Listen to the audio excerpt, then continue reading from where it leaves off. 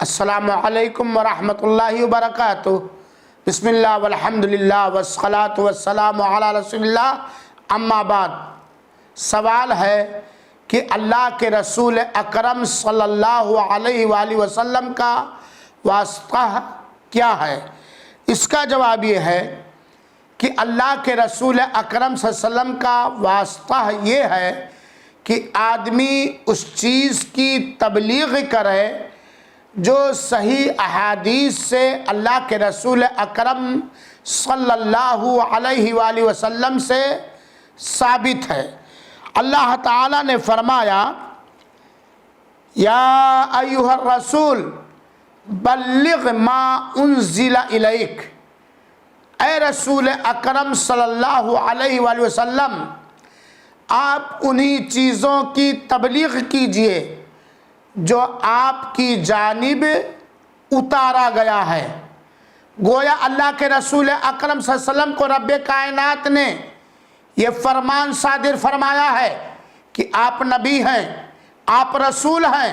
لیکن آپ انہی چیزوں کی تبلیغ اور اشاعت فرما سکتے ہیں جو اللہ تعالیٰ نے وحی مطلوع یا وحی غیر مطلوع کی شکل میں آپ کی جانب نازل کیا ہے اور آپ کی جانب اتارا ہے۔ اور اللہ کے رسول اکرم صلی اللہ علیہ وسلم نے اپنے صحابہ کرام کے ایک جواب پر فرمایا، جب اللہ کے رسول نے صحابہ کرام سے پوچھا کہ کیا میں نے پہنچا دیا اللہ کے پیغام کو، تو صحابہ کرام نے عرض کیا اے اللہ کے رسول اکرم صلی اللہ علیہ وسلم آپ نے تبلیغ فرما دی، آپ نے اللہ تعالیٰ کے جانب سے آپ کے اوپر واجب حق کو ادا کر دیا، آپ نے اپنی امت کی مکمل نصیحت اور خیرخواہی کر دی۔ تو اللہ کے رسول اکرم صلی اللہ علیہ وسلم نے فرمایا اللہم اشہد، اے اللہ تو اس بات پر گواہ رہا، اور یہ صحیح مسلم کی روایت ہے۔ تو اللہ تعالیٰ نے وحی کے ذریعے نبی کریم صلی اللہ علیہ وسلم کی جانب جو چیز